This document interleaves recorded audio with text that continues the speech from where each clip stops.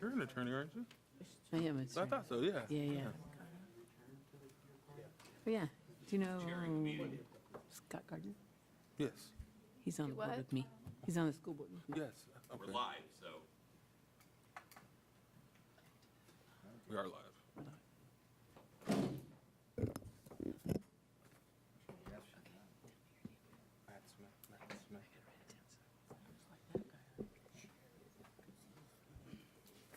Chapter said we're live. Yeah, we're on now. Hello. Hello. Hello. So we don't have, well, typically, we have a vice president and a chairperson and a vice chair. We do not have an assigned chair or vice chair currently. But typically, we start the meeting with a call to order and a roll call. And if you want to go ahead and start by saying your name.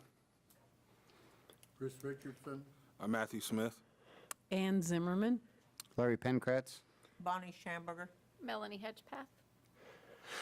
Sorry, catching my breath. Second part would be, and I'm doing this because we don't have a vice chair or a chair currently assigned. Typically, a member of the board would request that staff confirm that the Kansas Open Meeting Act required notice has been properly provided. If you would be willing to do such. Anybody? I'll request that staff give us that report. It was provided. Oh, And we have some introduction to guests today. We have Central Kansas Disc Golf Club, who will be meeting with you or presenting to you during new business. And we also have Visit Salina here right now to present present something to the advisory board. Go ahead.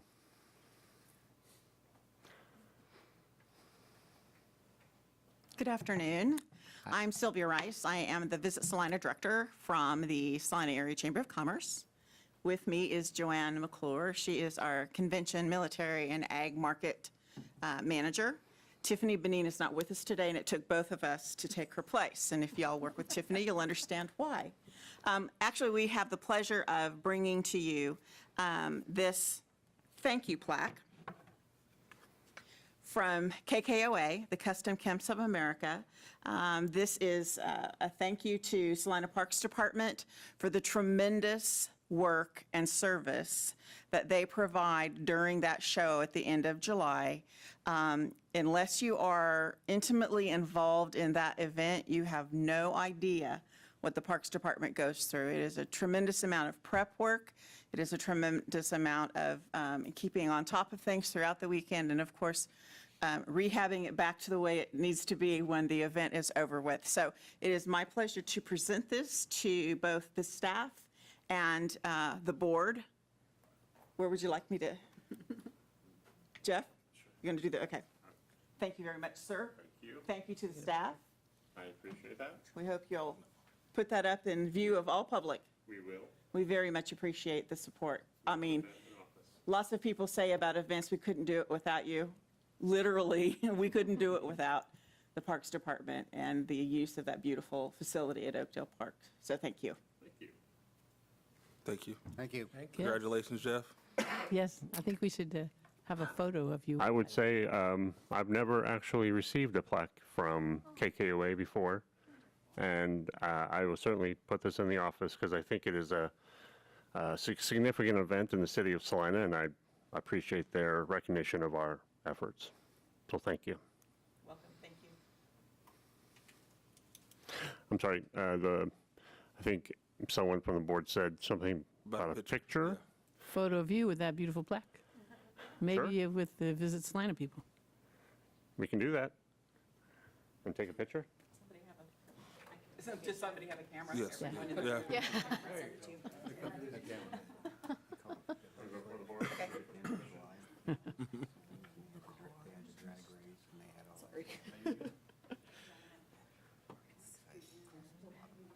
No, you'll be blocking, That's even right. if No, you I stand don't- on I your don't knee. need to be on it. It's all about you guys. All good? Thank you.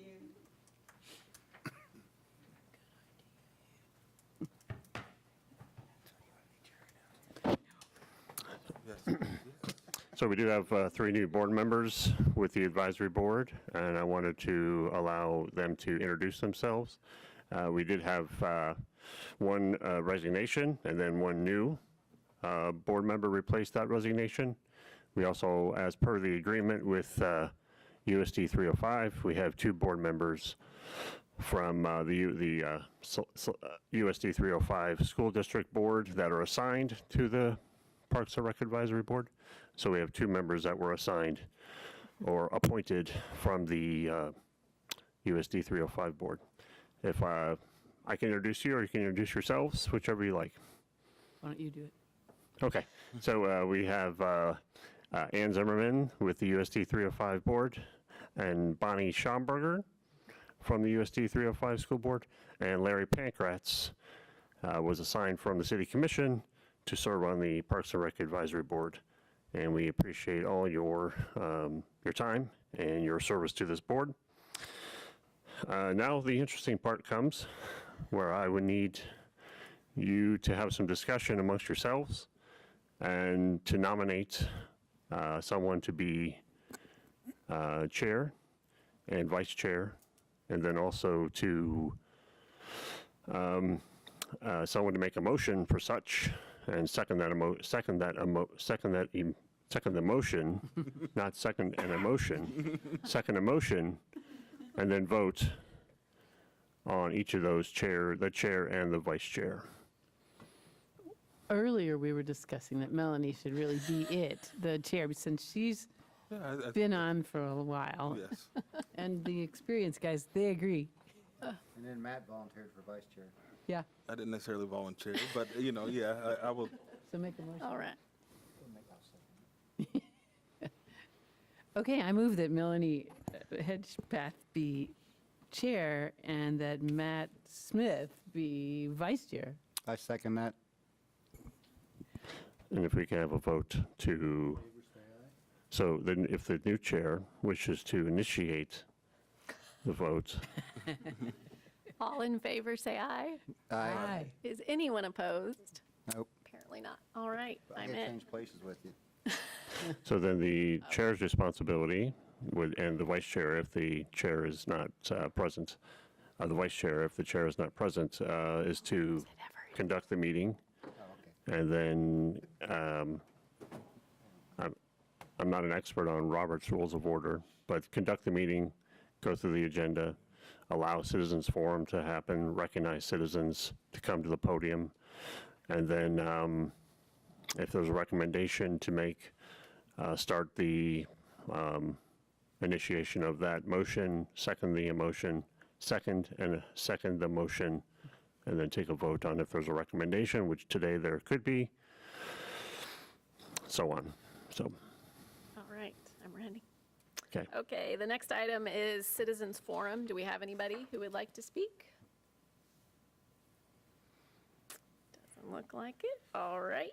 The next thing, I'd ask for an approval of the agenda, a motion to approve the agenda. I'll motion we approve the agenda. All right, do we have a second? Second. All in favor? Aye. Aye. Any opposed? All right, we're good to go. And we don't have any minutes from the last meeting, correct? Correct. Since we didn't have, okay. All right, the next item is activity reports. Generally, I try to give a highlight of the lots of the lot of content that we typically provide. This would have been from the month of August, approximately, which is a lot of activity relating to kind of our end of summer and transitioning out of summer into fall. School starts. As you can see, under the section of Kenwood Cove, our aquatics, there's lots of information about how the summer looked as far as the participation and attendance. We do have some throughout the activity reports. You'll find that we are missing certain positions that we are actively trying to get into a place where we can fill them. One is our park superintendent positions, a park superintendent position. We are actively doing interviews for that role. We have a recreation supervisor position that's been unfilled for some time. And we are preparing that with human resources to reintroduce that role so we can advertise it for people to apply. We're also looking for a park tech with field maintenance. We're doing interviews for that. Looking for park technicians in forestry in our parks department and one in landscaping. So we do have some positions to fill. We have an animal control officer position with our animal services division. We have custodians to fill with our facility maintenance division. So we have a lot going on with trying to fill positions.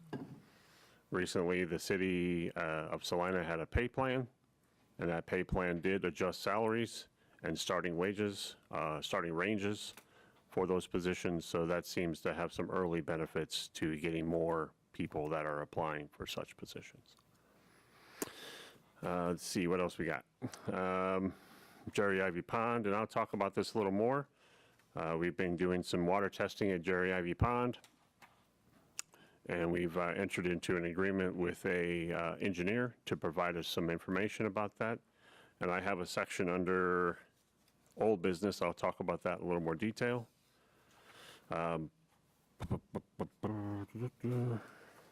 Travis, you got anything you want to share? I have a question. Yes, ma'am. There's all those numbers under the Kenwood Cove.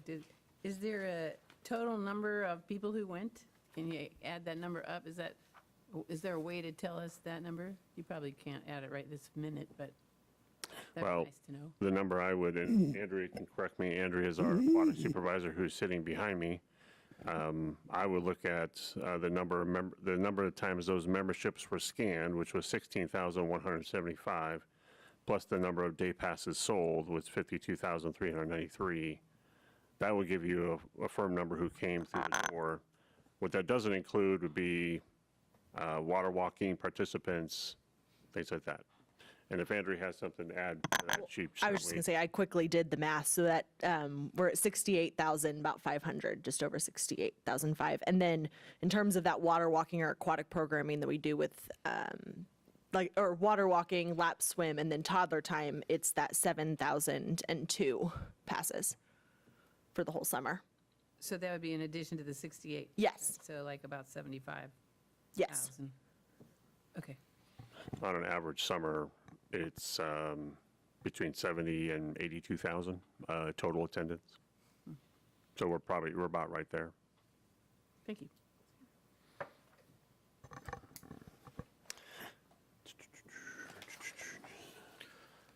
So you'll see, oh, sorry, Travis, go ahead. Oh, yes, I was just going to kind of introduce myself, Travis Shaley, Recreation Superintendent. I know some of you, but anything recreation-wise, if you have any questions, be glad to answer it. We're going through the August report. Not a typical, August is, if we do have a break, it's August. So again, as he mentioned, things are people are transitioning to school, but we are still pretty busy in there. We had a pretty busy summer rebounding from COVID. I think June was probably our busiest month we've ever had in the field house. So, which is a good sign. Soccer is exploding. The number of teams Dave is generating there. So something else to note, Smoky Valley Homeschool is kind of making the field house their home, which is a good thing. We're still, we're doing volleyball right now with practices and games, and we're scheduling their basketball practices and games as well. Something unique we did starting last year was XWE events. Some kind of a different event to draw into the Salina Fieldhouse to fill in some of those open weekends if we did have. That's gone pretty well. So. And what is that? XWE, be like Wrestling? your pro wrestling that you see on TV. It's kind of a semi-pro and they do have that. We kind of recruited them, and they had an interest in us. They had some events in Hutchinson and surrounding communities, and they've kind of made Salina Fieldhouse their home. And then it works well for us, works well for them, and so that was a good addition to the Fieldhouse. Just to clarify, that's a rental, not our program. Yes. What about this thank you note, Travis? Excuse me? This thank you note in here? You skip right past it. I better read it. Leadership Salina. It was for, Oh, yeah. The Leadership Salina, years ago, I participated in that, and that was a good thing. And we do tours for special groups, and Leadership Salina was one of them. They come up with some interesting questions and that type of thing. Give them a tour. Some have been in the field house, some have not. So it's a good eye-opener for the ones who have not. And they do some brainstorming there in our lobby, and again, they're interested in new events, bringing things to Salina, what they've seen maybe in other communities. So it's a good dialogue both ways. I didn't know if you had any other questions pertaining to recreation, or be glad to answer them, especially the new ones. So you're looking for a recreation director, right? No, you're looking for Recreation supervisor, parks. A supervisor. park superintendent, recreation not- supervisor, He's the recreation. park. Yeah, I was going to say, I thought. Travis, our I thought recreation you were looking for that, superintendent, but that's you. You're the recreation director. Recreation director. Recreation And director. then recreation superintendent. Parks and Recreation Director, he's a yeah. And the two positions that you would see sitting over there, one's on vacation. He's our deputy parks and recreation director. And his name then is? Brett Lamer. Okay. And then we have our open position of park superintendent, who would also fill a chair. Okay. Thank you. And as just to recap the activity report, you'll see 5 different divisions within Parks and Recreation. We have Parks Division, which comprises of forestry, landscaping, and downtown, a cemetery, natural resources, and parks, our parks areas. We have Recreation Division, which is aquatics, athletics, field house, adult instructional programming, youth instructional programming. We also have soccer as part of our athletics program. I'm sure I'm missing something. And we have our third division would be facility maintenance. Facilities maintenance reports is under the Parks and Recreation wing. They do more than just Parks and Rec, though. They do all buildings within the city of Salina. We have animal shelter, which has the animal control division, and then we have the services to the public for adoptions and for low-cost spay and neuters. And then the last section is the golf division, which is a separate division of itself. So you'll see the reports you'll see in the activity reports include all 5 of those areas. All right. Anything else on activity reports? All right, we'll move on to new business. Recommendation for disc golf proposal at Berkley Family Recreational Area. And we have several members, I believe, with the Central Kansas Disc Golf Club. And they have a proposal for you. I believe they might have some new documents for you. What we included was what from the last month's, but I think they have some updated documents that didn't get into the packet in time. If you guys don't have packets with permission to approach, I can bring them to you guys. Sure. And this is Joe Morrison. Joe Morrison, I represent the club. I also work for Anheuser-Busch in town as a sales manager. There you go. I'm actually part of the group. Thank you. Thought you were last week. Or a month. Nah, I'm just. This is just like work planning. So yeah, the first one's just kind of a letter that Larry and I drew up with some information about the club, how long it's been around, courses we represent, stuff we've done with the community as far as food drives and whatnot. So that you guys can kind of look over at your own time if you want. The last 2 years, we did donate $20,000 to the local food banks, which is pretty big for a bunch of yahoos throwing frisbees. So we'd like to kind of keep that going. With that, we've heard there's some land available up on the north side of town, or the guess it would be north, it'd be east side of town, up at the Berkley Park, between the baseball complex and the dog park, which was roughly 40 acres, I think Larry told me it was, right around there. So Austin's one of our club members, we both spent several hours trampling around in the bushes and fighting off ticks and kind of coming up with a plan to do a pretty simple 9-hole course out there. And it would be a 9-hole course. Obviously, you set the baskets first, and then each location would have tee pads. Is everyone similar, know what tee pads and signs are before I keep moving forward? Tee pad is pretty much a concrete slab in the middle of the field, and that's what we stand on to throw towards the basket, similar to ball golf, but with the Frisbee. So that first one is kind of the map, and it would be starting in between the baseball fields and the dog park, reason being we don't want to approach on any other side. So starting in the middle would allow us to do a couple holes and then loop back. That way parking is not a problem. We do understand there's a couple times a year where that airport, the old airport I'm going to call it, is rented out for lead sled drag races, a couple car races. So I volunteer 100%. If this does pass through, I'll be the lead on that to let the club know that there's no disc golf in that area. We can hang a sign saying park closed. Contact me if you need to. Just kind of abiding with some of the stuff that the city's making money on with drag stripes and races and events up in that area. So that first one's a pretty simple map, which is the base of it. I mean, obviously it will change a little bit once we get in there and start seeing trees. I mean, we don't want to remove any trees if we don't have to. So we want to keep it a park. I mean, we want to keep it nice. The second one is kind of a rough draft. As we know, prices go up, down, sideways, left, right, you name it, prices move. So this is kind of a rough draft of where it was about a month ago. Not looking at a whole lot of money from the city, if any. I mean, if you want to give us some, we'd love it. But we have some local investors. One sitting right behind me with Brooks Liquor. He's a very big disc advocate for the county. He's done a lot for the city. He's ready to play with us. I have Passenger Distributing, which is ready to play. And there's quite a few other people we have in there. I won't say names until I get a 100% dedication to it. But I think using a park that's kind of just a park right now, it's just an empty field on the side of a hill that you can't really do much with. If I can get with my group behind me to help me maintain it, get a nice club up there, draw some more people. I mean, disc golf is growing crazily in the state, the country.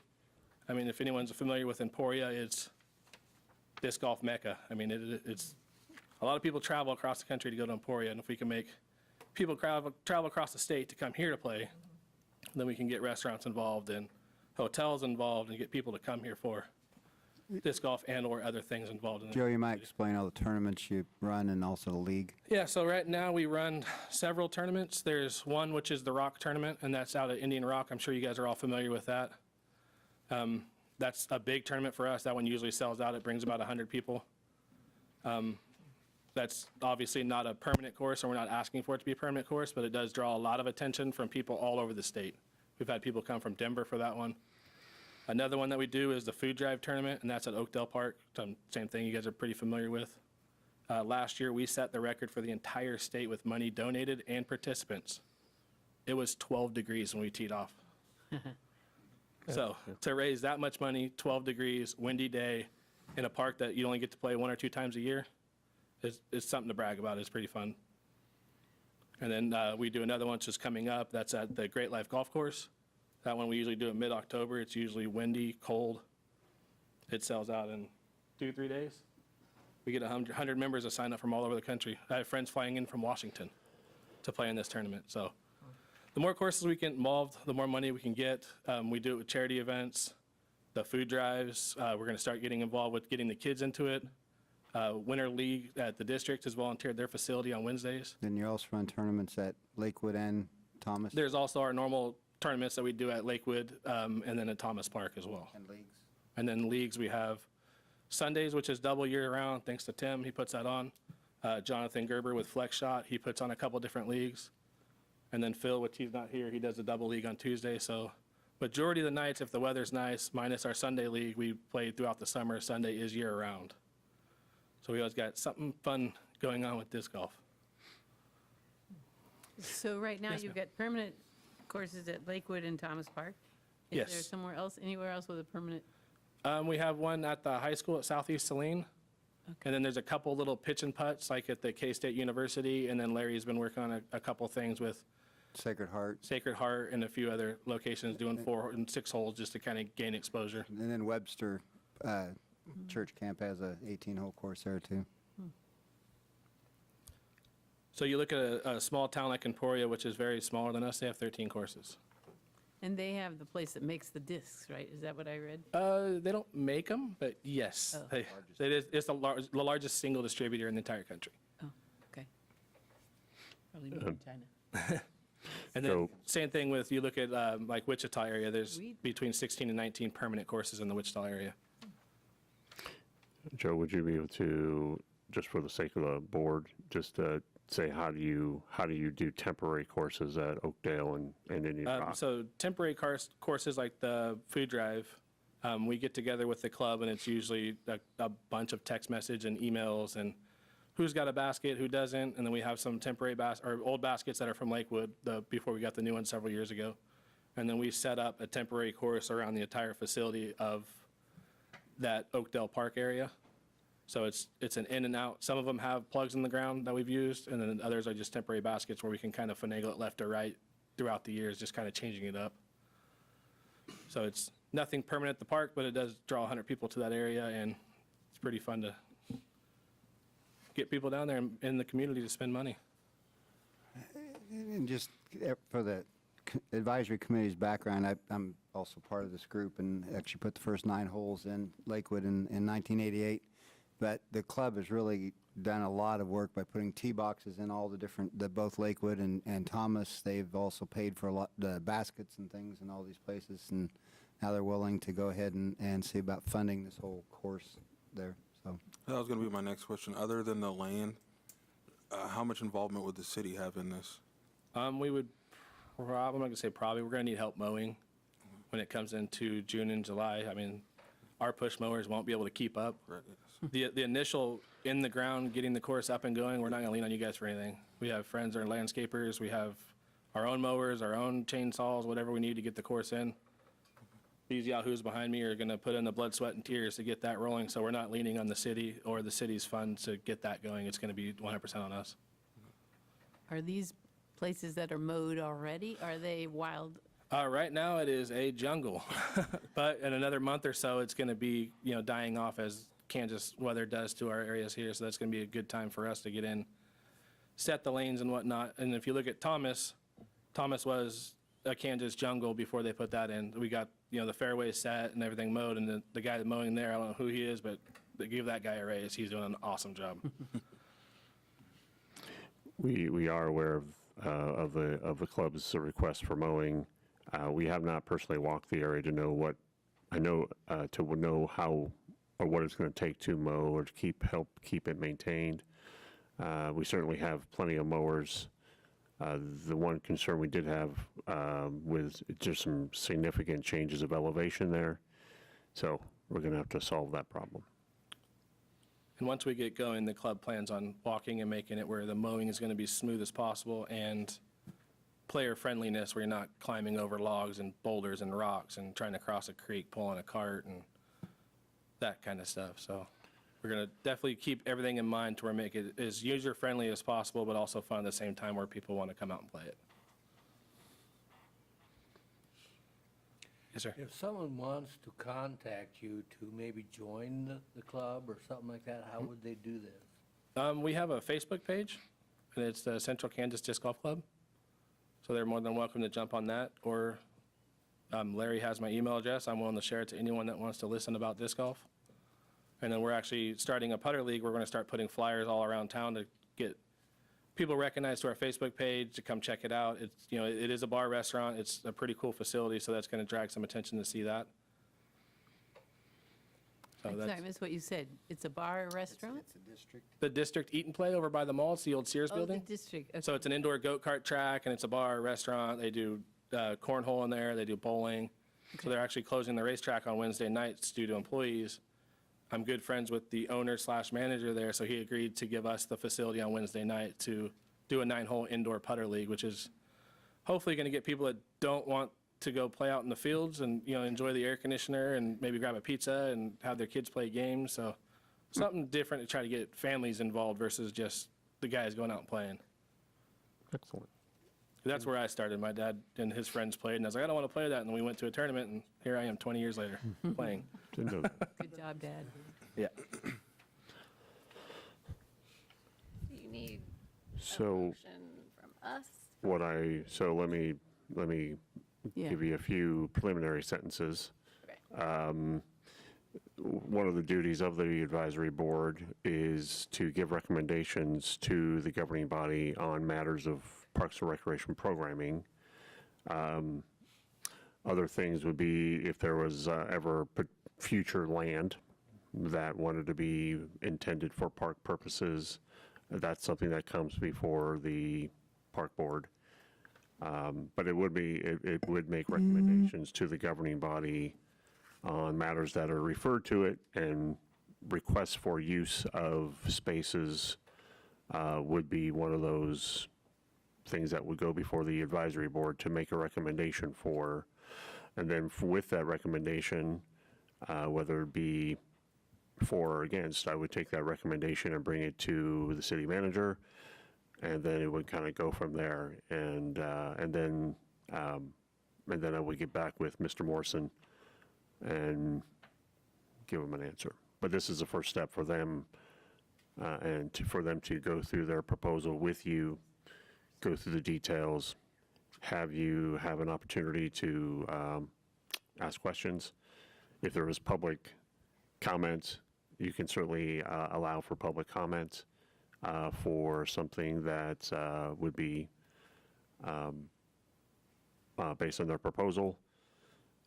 And so really it would be the similar motion you would go through. You would, someone can make a motion, second that motion, and then vote on a recommendation. And that's the wording. The wording would be what I put into the agenda. It would be a recommendation for disc golf proposal at Berkley Family Recreational Area. All right. And I'll recuse myself, whatever it's called, and not vote since I'm part of this. Yeah, All right. abstain, there you go. Yeah, Okay. thank you. Come on, Larry, I thought we had a shoe in. So, and Jeff, do you think it's a good idea? I believe, as Mr. Morrison said, it would be using a space that is currently not being used for any other purpose. And I believe it would complement the park, and I believe it would be a great use of space that's currently not being used. And I like the fact that it gets people out walking, doing things, active in the community, so. Well, if you take a look at that area of town, there's a ton of new homes coming in, and those aren't homes that single guys are living in, single mothers living in. That's their family homes. So getting something involved is, hey, instead of playing on our Nintendo, let's go down and play a Sunday league at the new park that they just put in over here. So getting people outside, because I personally hate Nintendos and TVs. So if I can get my grandkid out there playing disc golf, better believe it, he's going to do it. If it weren't for snakes, I'd be out there doing it too. I've done it a few times. I've been out there. You should come out. Sundays are pretty fun. Yeah, but there's snakes out there, so. No, there's not. No, there's not. If you didn't have- I'll be the stick in front of you. No, it's fine. I don't want to see one, so I don't. Well, come out on Wednesday. There's no snakes at the district. At the district, I thought about, Yeah, I mean, indoor. now that I know about it. I'll even give you some putters if you show up. Yeah, and the last time I went, I lost a driver in the lake, in Lakewood, so. And that's what Brett likes to hear, people losing discs. Jonathan as well, right? All right, I'll entertain a motion to either recommend for or against the disc golf proposal. I'll second it. Well, No, you need gotta make a motion, first, yeah. sorry. You make your, you have to make the motion. Okay, we'll make a motion that we Recommend. recommend the golf course over by Berkley Park. All right, do we have a second? I'll A second. second here. Any further discussion? All right, all those in favor of the motion to recommend for the disc golf proposal at Berkley Family Recreational Area? It's a lot of words. All in favor, say aye. Aye. Anyone opposed? All right. Permission to speak on one more matter, disc golf wise? Sure. All right, so we have another park called Thomas Park. I'm sure you guys are all familiar with it. That's this one. One is like 18. Thomas Park Disc Golf, that's kind of the next page on here. I didn't want to blend them together because they're actually two separate fundraising opportunities, if you will, for myself. Right now, it's sitting at a very awesome 18-hole course. One problem we are running into is, number one, is there's a playground directly in the middle of it. I know you're thinking, move the playground, right? No, that's not what I'm moving. We'd like to adjust a couple of the holes around, so changing some numbers, so hole 1 would definitely not go away. We can still use it for tournaments and whatnot, but the baskets would be simply removed. In doing so, we'd change the numbers, starting on 1, you'd try to start on 2 and whatnot. But there's also a orchard that's in the back, or orchard or tree farm, if you will, that's no longer being used. It's currently being mowed by whoever's mowing out there. So our proposal is to add 2 baskets into that old tree farm, and then moving number 1 away from that park, because there's a lot of Sundays we go down, there's birthday parties and bounce houses, and last thing we want to do is, 1, mess up our score, because that's most important. But number 2 is hit a family out there playing in the park, and then you guys got to hear the complaints that, you know, the yahoos with the Frisbees are hurting kids and being a nuisance. So I think that's a great opportunity of using the land that's not being used once again. The tree farm is not there. Once again, I'm not asking for your guys' money on this. This is something that I'm going to raise with my ties with the community.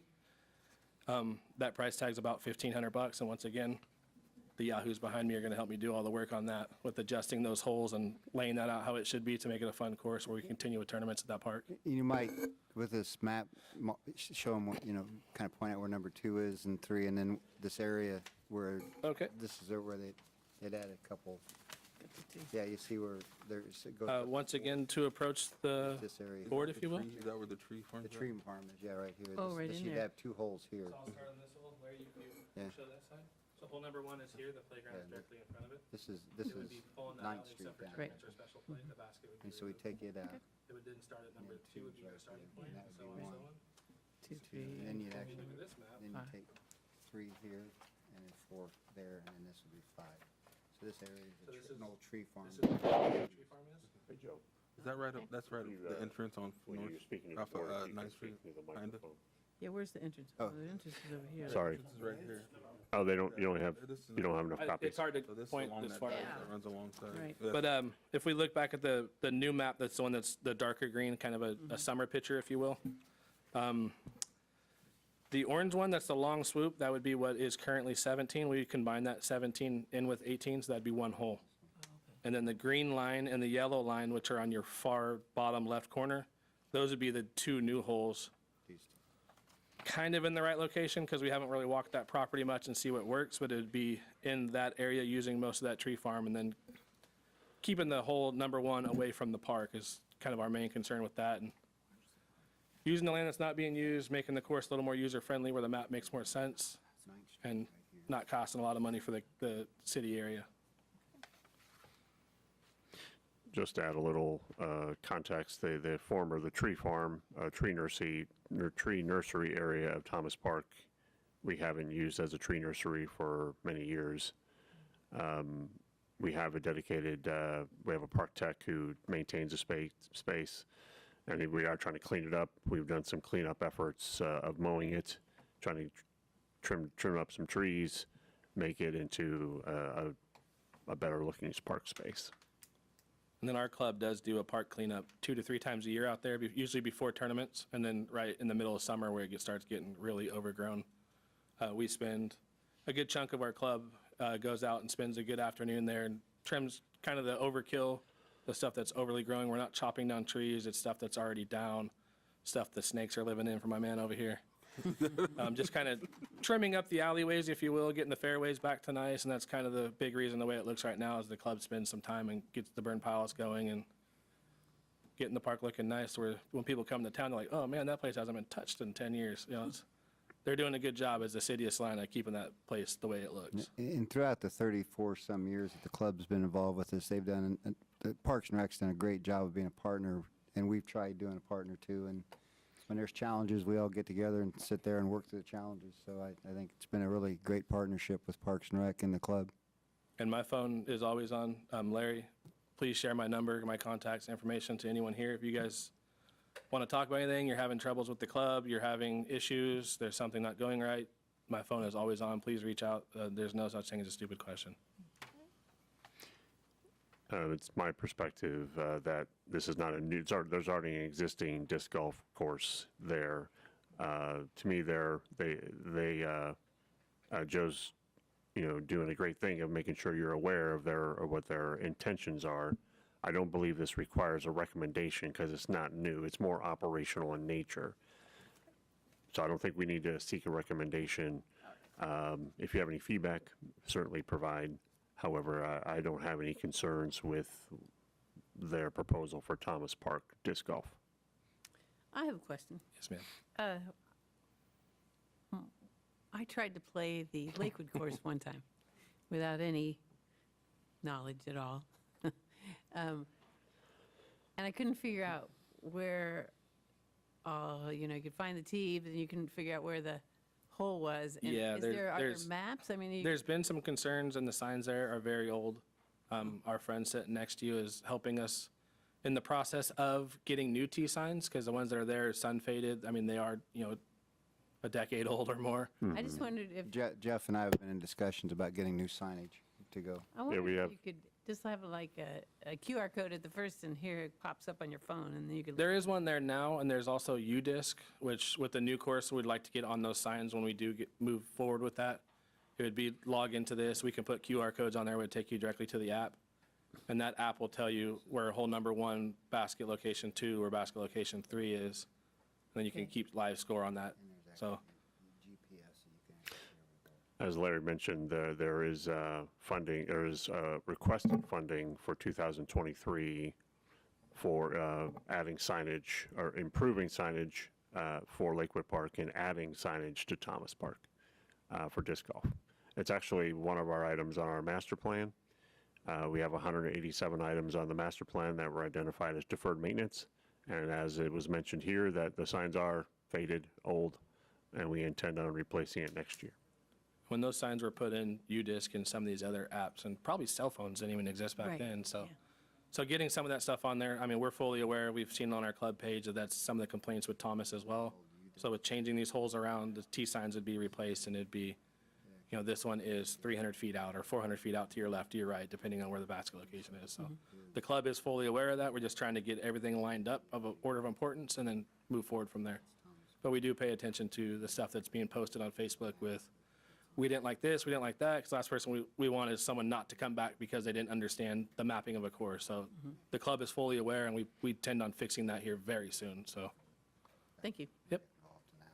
On a side note, I'm from the library, and we actually check out disc golf sets. So I will get your contact Do you really? information from him and kind of see how we guys can know help that? or partner with you. So, Wow. Well, if you need to buy plastic, we know some people. all right, sounds good. Well, I didn't All know right, that. I'll be in touch. Wow, cool, thank you. Yeah. Any other questions for me or my club members? I know they're kind of quiet, but they got answers. There's more than just this. There's about 50 of us. These are the ones that took the afternoon off work to come hang out with us. All right. Thank you. Anything good? Looks like it Once again, if you guys want my contact information, Larry has everything but my address, and if you want that too, I'm not afraid to share it. Thank you, guys. Appreciate your time. Thank you. All right, we move on to old business. The last meeting we had, which would have been June, there was a citizen forum portion, a gentleman who came up to the podium to talk about That's Entertainment. And we used to have a program called That's Entertainment with Parks and Recreation. And from my research, that program, the last time that program was offered through Parks and Recreation was 2015. Starting in 2016, that program was taken over by Arts and Humanities, which is a division of the city of Salina. And Arts and Humanities has a better grasp of artists and access to more entertainment options than Parks and Rec did. So we felt the best, and this was prior to my time working for the city, Arts and Humanities, that's become their program. 2016, 17, 18, and 19, that program, That's Entertainment, was held at Oakdale Park on Thursdays in the summer.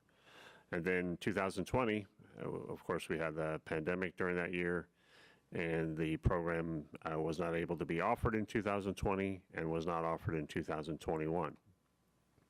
However, in the meantime, this year specifically, with the new stage at the corner of Ash and Santa Fe. That stage is being used for kind of continuing that program from Arts and Humanities. They have some different events called First Fridays, and I think the Sunset Spinners are coming this month. Sinners. Sunset Sinners, thank you for correcting me. Sunset Sinners will be on that stage on a Friday this month. There's actually 2 bands this week, Friday. Oh, wow, so that's this weekend. Yep. And so that was the kind of the evolution of that, and I wanted to report back to the advisory board from the gentleman who came and spoke during Citizen Forum in June. And I've already talked to him. I talked to him on the phone and told him kind of like the sequence of events that occurred. And that program is still there. It's just a little different in nature. I have Bill Burke turf field updates. As I've reported to the board before, and Travis has as well, is that the city is pursuing the design, pursuing the design and engineering of turf infields at Bill Burke, and also 2 fields at Berkley Family Recreational Area. That'd be Wilbur Field and Matson Field. And I went to bid with that just recently, just last week. Those bids were put out in the wild for turf contractors to apply and to give a bid for work to be done. Those bids are due October 6th. And then once the bids come in, we'll review all the bids, and we'll go before commission to accept the bids and to enter into an agreement with a turf contractor who will start work this year at Bill Burke Park. I wanted to make sure and then obviously, as I'm giving you some of these old business items, feel free to ask questions if you need to. And I know some of this might be new to some of you, but I want to make sure that I give the update. Will that affect the upcoming baseball season? Or how long will it take for them to put that in? Go ahead. That's a great question. Once we select a contractor and review, and it's solely on but timeline is of the essence, and we simply cannot answer that question until their company is selected. Okay. I guess you would say. On the side note, though, we as city, gentleman in the corner over there, yeah, him, Troy Reiner, he is conducting more of the bathroom portion of the project separate from the turf. So we are moving forward with the bathrooms and concessions as we speak. So the middle concessions right now is gutted. So that area plans is to make that more of an open space for concessions with an umpire changing area within it. And then though 2 CXT units have been selected to restrooms to place by the middle concessions and then down by fields 7 and 8. So that, I just want to make that clear that that's kind of a side project that the city is doing in relation to the turf project. It's all part of Bill Burke improvements. The CXT units that Travis mentioned are precast concrete, prefabricated. They make them off-site, they bring them, drop them, and we connect the utilities, electric, water, sewer, and they could be used immediately. So, to give a little more context to your answer, to your question, Matt, was our desire is to have turf infields by April 1st of 2023. I think as any work outside, the concern is moisture, rain, snowfall. So those are questions we just can't answer. Okay. Are the bathrooms going to be here pretty soon? They were ordered 2-3 weeks ago. It's a 5 to 6 month lead time. Okay. They should be here at the end of January, 1st of February. Okay. And I can't, are we demolishing the old ones, or are these new ones? As Travis mentioned, that central bathroom is being remodeled. Yeah, no, I mean the one on the, be on the south end? South. Correct. Those are just being renovated. Okay. Structurally fine, just renovated. And then new restrooms in the middle and new towards the north by fields 7 and 8. I remember they're putting new flooring in the one they're renovating, right? Is that? The epoxy floors are Yes, part of the okay. scope of work for those spaces, yes. Okay. There's a marathon in town, November 5th. Yep. And that marathon will use Bill Burke, and they'll run through Bill Burke. Those bathrooms at the south will be maintained until after the marathon. And once the marathon is complete, then they'll be closed off. And Bill Burke will be a construction site. They'll hopefully be doing dirt work for the turf. And then, so we can get moving on the project. USA Softball is doing a tournament there this weekend, so you'll see it's pretty busy. 42 teams, and they kind of named their tournament as such before the turf or renovation as such. So this Sunday and next Sunday, so you'll see a lot of action at Bill Burke Park yet this weekend and next weekend, and then it kind of just shuts down in hopes of renovations. So. Next item was Jerry Ivey Park update. The Deputy Parks and Rec Director and myself, Brett Lamer, and me, we gave a information sharing session to the City Commission on just this past Monday. We had an engineering firm do a water balance study and a depth survey of the park, of the pond. They came away with 3 very, so back up a little bit. Jerry Ivey Pond has a issue with blue-green algae and has so for quite some time. Typically, the blue-green algae cycle gets cooler, the water gets cooler, blue-green algae tends to go away. It did not happen this past winter. We believe we have some of the issues that are identified by the engineer are the depth. It's shallow. It's originally designed to be 4 to 5 feet deep. With sediment buildup over the last 26 years of that pond being in place, that sediment has built up about 1.5 feet to 2 feet deep in some places. So the theoretical operating depth is more like 2.5 to 3.5 feet deep. Depth of water is very important because sunlight can reach the bottom of your pond and then activate that algae bloom for blue-green algae. We have a lot of nutrients, phosphorus, nitrogen in the bottom of that pond, which feed that algae. So the depth of the lake is a significant problem. Also, the amount of watershed that go in. So a watershed is the amount of water that is available to the pond to kind of feed the pond. A typical ratio of watershed is 10 to 1.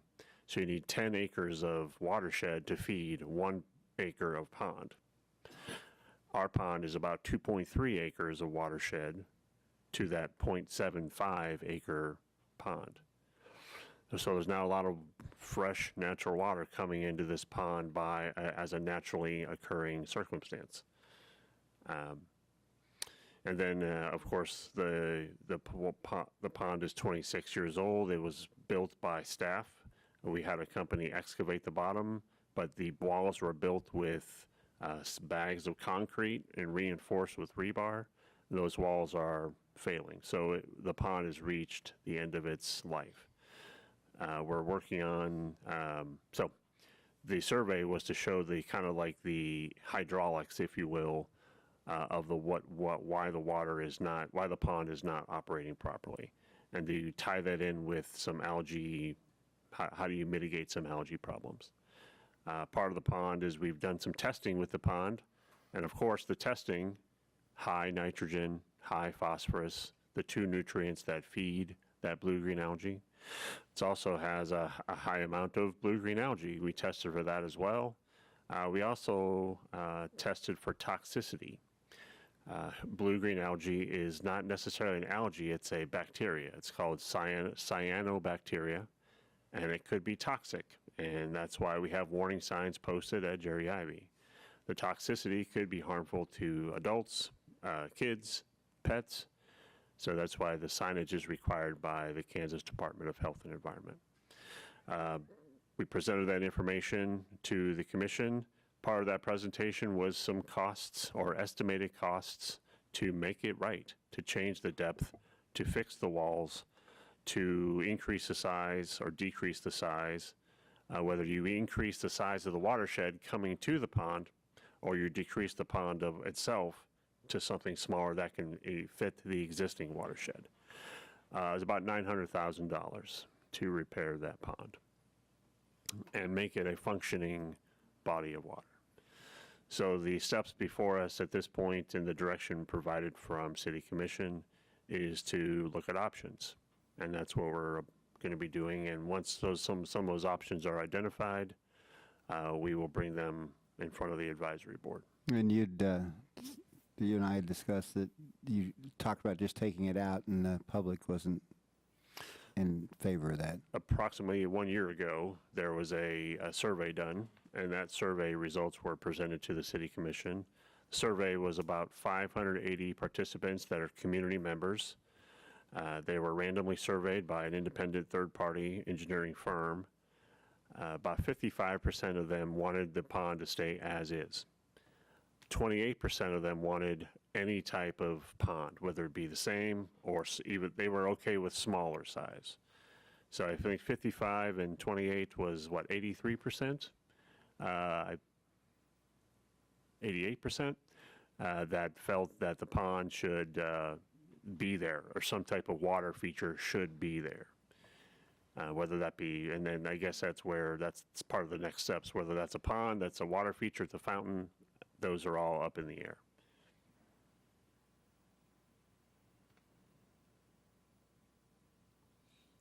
Oh, sorry. That's all the old business I had, unless the board had something. I have a question. You had a study session with the City Commission on the tennis courts? Correct. 2 weeks prior, there was a study session so a week ago last Monday. So been about 10 days ago. Study session, the part of the study session was a Salina Tennis Alliance update. Salina Tennis Alliance has a management operation agreement for the future tennis site at Kenwood Park, which was on the site of the former municipal swimming pool. They gave a construction update. They should be finished approximately October 15th, end of October, with portions that they are going to be doing. Portion of their construction project for tennis courts at Kenwood Park. They also gave an update as far as they have some additional possible future naming opportunities that they want to present to the commission. Also, they have a proposal to the city to renovate and use the existing bathhouse at Kenwood Park. And they were presenting some options and plans to the commissioners, not as a voting thing, it was a study session, so it was more information sharing. And then I also gave a presentation regarding some of the master plan items that I presented to this board before. We have a fund balance that we're trying to use for those park improvements from the master plan. We have several park improvements that are being planned and quoted right now. New drinking fountains to replace the old concrete ones that we have. New grills, replacing wood on wood benches and picnic tables. We're currently painting all the park shelters. Additionally, we have concrete improvements that we're doing in the parks. Several of our parks do not have ADA parking, so we're putting in some concrete improvements. And then when I say we are working with Call Valley, who are providing the design and engineering of that. And then we're reviewing plans right now, and then we'll be going to bid for concrete improvements probably early next year. And then you'll start seeing some of these concrete improvements done in various parks. There's sidewalks that need to be put in to connect parking lots to shelters. Lakewood Park would be one, for example. We there's a parking lot on the north side of the south portion of the park that does not have a sidewalk to get from the parking to the shelter house. That's an example of what some of the things we're missing. Some of the sidewalks are in bad shape. Jerry Ivey Pond has several, Jerry Ivey Park has several that need to be replaced. And then also we're looking at some improvements at Indian Rock Park for concrete. So there's lots of things that are going on with that. And lastly, as Travis mentioned before, park bathroom improvements. We just started with Bill Burke, and we'll be finished with that tentatively by the end of August, and then we'll move on to Oakdale Park to start renovating bathrooms in Oakdale Park and hopefully have it somewhat significantly finished before River Festival. Not sure if that answers your question, but it was a long answer. It went further than I expected, but yeah, go ahead. It answered my question. Yeah. All right, we move on to any general announcements. I have a few. I gave three new members some board training packets. Actually, I met with Larry before as part of his training. I gave him the documents, but also Ann and Bonnie, I gave you kind of a PowerPoint of training that I would love for you to go through. And if you have questions, please let me know. There's also some documents that are required for any city board that you need to receive. And there's a piece of paper that you need to sign to say you received that. And I need that piece of paper back to say you received those documents. Is that what you Correct. set here in front of Yes, you? ma'am. Do I need, oh, we both have them. Yeah. Looks like we have several copies, or at least. Well, there's one copy that has a backside that I didn't want to, I wanted to make sure you give you one. The one that's on the top is a separate piece of paper that if you can sign that one and return that one. Okay, will do. Thank you. Thank you. I believe all of you may have received a activity guide. If not, we have some for you. I wanted to make sure you got a copy of our fall winter activity guide. And if you didn't get one prior to coming in, feel free to grab one on your way out. We publish this 3 times a year, and fall winter is our last one of the year, and then we'll get right into spring for 2023, summer of 23, and then another fall winter next fall. We have, during the pandemic and prior to the pandemic, due to some budget constraints, we had taken a pause on printing these. Printing 7,000 copies of this manual was a significant cost that we had took a pause on doing so. We did choose to print a small number of activity guides for the fall winter guide in an attempt to get back to printing them. The community members and the people who are engaged with recreation programming really love a paper copy. The problem with doing 7,000 copies was there was a lot of waste with that, and we would end up with a lot of extras. So we're starting smaller and seeing how many we go through, and then hopefully work our way up back to printing an appropriate number of activity guides. One marketing and promotion piece that we've missed terribly is a relationship with USD 305. Prior to 2019, we had a USD 305 provided a service, and I think they still do provide a service of providing emailed activities to students and parents. We were an active partner with them with that, and we paid for the ability to have Parks and Rec content in their newsletters that they publish to parents and children within the school district. For what reason, I don't know, they stopped that in 2019, approximately 2019. If I may say, so, and be, I guess I'm being a little bold here, but I would like to, I mean, I would be willing to pay for the ability to continue that partnership with USD 305. And I don't really understand, currently I don't know the reasons why they stopped doing that. However, it did reach a lot of people, as you can imagine, and it was very impactful to how we communicated out recreation programming and our opportunities for participation. And as we recover from COVID, we're looking to kind of reestablish some of these opportunities.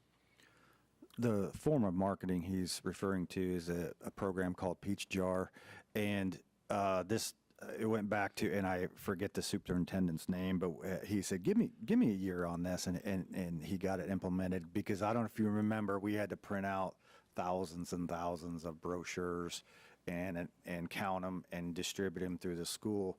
And I came up with Peach Jar, where we were charged per school, and we were more than willing to pay that, and it was all electronic. And so that's the form that he is referring to of Peach Jar.